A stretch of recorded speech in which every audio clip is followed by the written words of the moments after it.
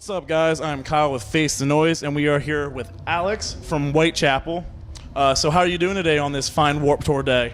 Pretty good. It was awesome. You know, we just played at 3:30 here in Scranton, and it was great. You know, the crowd was killer, and it was a good turnout. So It's actually a really beautiful day. We said that earlier, but on those really hot days, I believe you guys were in Texas not too long ago. How do you beat the heat? try to stay on the bus as much as possible, at least until the sun goes down. You know, because anywhere you can get with AC is just going to be the best bet. So. Recently, you guys brought out your new album, Mark of the Blade. What was the process, creation, or anything like in the studio? What was the whole process of that like? It was great. I definitely feel like it was a record that I feel like we all collectively worked very well together with, and I just love the way that it turned out. I just want it to be the record that people remember in our catalog as the one we tried something different. Do you guys, even with this new album, do you still feel that it has like your sound? Like, I know, like you said, like you tried something different. Does it still sound like you guys though? Yeah, I think that's a point that we try to make with every CD is, we want it to sound new and different. We don't have any interest in putting out CDs that sound the same, but in the same breath, we want it to still sound like Whitechapel. So. Recently, this already happened. You guys were on tour with Fit for a King, The Plot and You, and Enterprise Earth. What was that whole thing like? That was cool. That was our Decade of the Blade tour, which was kind of like this 2016 marks 10 years of us being a band. So that was our first headliner of the year, kind of like a celebration of us being a band for 10 years. And it was a lot of fun. It was cool taking out the younger bands like Fit and Enterprise Earth. So, it was a good time. Okay. You guys, I believe you guys got received portraits that fans drew of the band, if I understand correctly. Yeah. Is that the weirdest thing that you guys have ever gotten from like a fan? If not, like what else have you guys received from fans?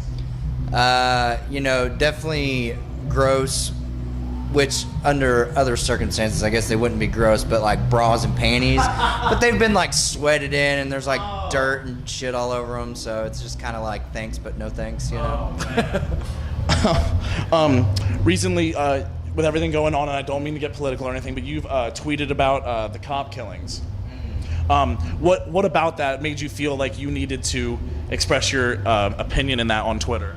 Well, it's just I saw something that Mark Morton from Lamb of God had posted, and I agreed with it. I definitely feel like you can support police force and you can view them in a positive light, but that doesn't mean that they shouldn't still be held accountable, which I think accountability is the key in that whole scenario. So okay.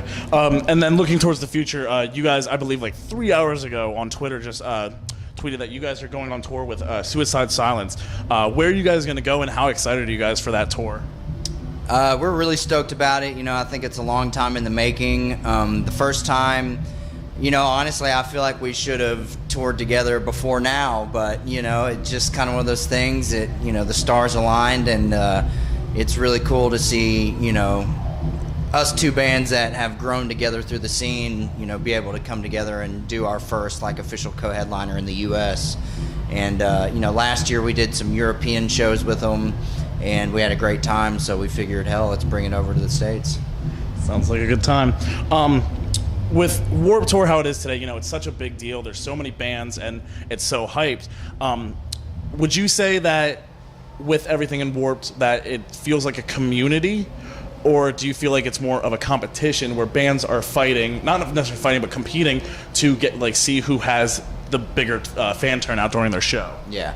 Honestly, I think it's 50-50. It first and foremost, I think it's a community. It's definitely a very positive environment where, we all come together to share our art. That's what I view Warped as, is just, different people coming together for one common goal, But realistically, there is also that sense of competition, whereas, with merch sales and stuff, kids are going to buy one band's merch or they're going to buy another band's merch. So, there is a certain demographic there that only a few people can compete in, you know. So, like I was saying, I think it's about 50-50.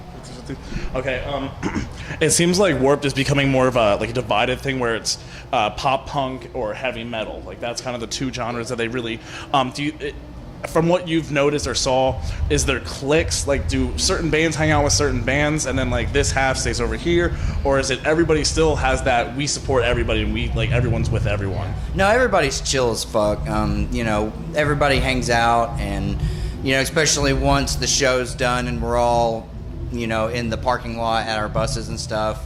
Everybody's just hanging out and drinking beers and chatting it up. So somebody from a super heavy band could be hanging out and talking with a band that has nothing in common with them, and I think that's what's cool about Warped, is that it just kind of brings that diversity together. Yeah, definitely. And the last one for you. Today it seems like music sends out a message, like a lot of musicians trying to put like a message in their music. Do you feel that music should have that message, like, or that it should be purely based on making the music as an art itself? Yeah, I think both, honestly. I think if music has a message, like, for example, Rage Against the Machine or something, I think that's what makes, obviously their music is unbelievably amazing, but that's also what makes them such an important band, is their message. So, I definitely feel like it's important to have a message, but it's not necessary. Not all music has to have some kind of heartfelt, meaningful message to it, Do you feel like, I know nowadays, like, do you feel that sometimes that bands that do try and put that message so into their fans' head, do you think that kind of interrupts the process or like the art of music?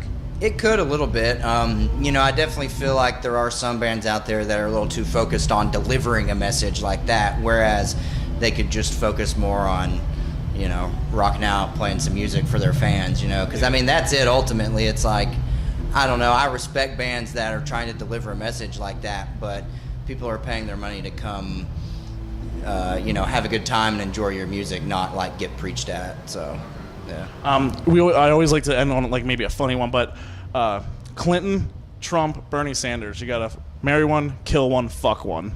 Oh God. I guess I'll go with fuck Hillary. I guess marry Trump, and then what was the other one?